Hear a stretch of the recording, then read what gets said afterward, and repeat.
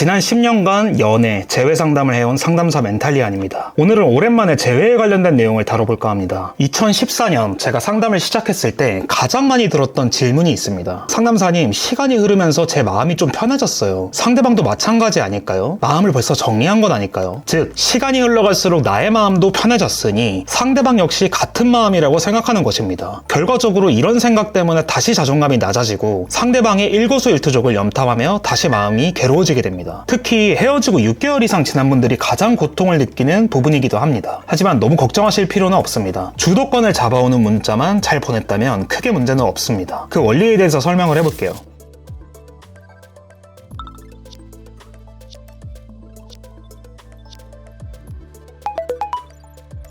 이별을 하게 되면 일단 불행해질 수밖에 없겠죠. 밥 먹다가도 울게 되고 잠을 자다가도 상대방 꿈을 꾸고 일어나서 눈물을 훔칠 수 있습니다. 당연한 심리입니다. 그러나 시간이 흐를수록 점차 마음이 편해지기 시작합니다. 슬프긴 해도 일상생활을 해나가기 시작하죠. 이런 상태에서 그 사람 역시 나처럼 마음이 편해질 거다, 나를 잊고 살아갈 거다 라는 잘못된 예상을 하게 됩니다. 저는 그래서 상담에 오는 내담자분들에게 다음과 같이 묻곤 합니다. 마음이 편해지셨다니 다행입니다. 그렇다면 상대방과 재회하고 싶은 마음도 사라지셨을까요? 그러면 내담자분들은 다음과 같이 대답합니다. 아니요, 많이 편해지긴 했지만 재회하고 싶은 마음은 같습니다. 자, 이해를 돕기 위해서 예시 하나를 들어보겠습니다. 만약 여러분이 소개팅에서 정말 멋진 사람을 만났다고 가정합시다. 그러나 결과가 좋지 못했습니다. 연락이 닿지 않게 되었습니다. 처음에는 굉장히 힘들 것입니다. 하지만 시간이 흘러갈수록 점차 상대방의 영향에서 벗어나게 됩니다. 이 과정에서 몇 달이 지나갔어요. 이후 남자가 오랜만에 연락을 해옵니다. 그렇다면 마음이 다시 흔들리게 될 것입니다. 마찬가지입니다. 인간의 뇌는 프레임에 끌리는 본능적인 감정과 스트레스를 관리하는 영역이 나눠져 있습니다. 갑자기 프레임이란 얘기가 나와서 어려우실 수 있는데, 쉽게 말해 프레임은 상대방에게 끌리는 마음, 주도권 등을 뜻하는 용어로 볼 수 있습니다. 이별을 하게 되면 일시적으로 스트레스 지수가 크게 높아지게 됩니다. 그러나 시간이 지나갈수록 점차 스트레스의 영향력은 약해집니다. 그러니 마음이 편해지게 되는 것입니다. 한 가지 예시를 들어보도록 하겠습니다. 20대 초반 서로 첫사랑이었던 사연입니다. 그러나 남자가 갑자기 미국으로 유학을 떠나게 되면서 몇 년간 서로 만나지도 못하는 상황이 되었습니다. 여자는 갑자기 닥친 상황에 혼란스럽고 스트레스가 생겼습니다. 하지만 시간이 흘러갈수록 점차 편해지게 되었습니다. 그런 상황에 몇 년 만에 남자가 다시 연락을 해왔습니다. 여자는 잊고 지냈던 남자이지만 오랜만에 연락이 오니 과거의 추억들도 생각나고 반가운 마음이 커지게 됩니다. 이 사연에서는 결론적으로 남자가 유학생활을 끝내고 한국으로 돌아옴으로써 다시 무난하게 재회하게 되었습니다. 상황적 문제로 헤어졌지만 프레임의 힘으로 재회를 이끌어낸 상황입니다. 스트레스 지수가 낮아진 것과 별개로 남자에 대한 프레임은 충분히 유지되었다는 걸 뜻합니다. 물론 이게 절대적인 것은 아닙니다. 예를 들어서 앞서 설명했던 주도권을 뜻하는 프레임을 마지막에 과하게 날리고 그 이후에 공백기를 가지면 이는 매력을 잃어서 상대방으로부터 연락이 오는 확률이 낮아집니다. 따라서 이별을 할 때 프레임을 확실하게 높임으로써 훗날을 도모해야 합니다. 프레임을 높이는 구체적인 방법은 제가 예전 영상에서 다뤘던 전남친 후회하게 만들기 4가지 비밀 공식 영상을 참고해 주시면 됩니다. 물론 예외도 존재합니다. 남자가 새로운 대체자가 생겨버렸다거나 할 경우 시간이 흘렀을 때 부정적으로 반응할 수 있습니다.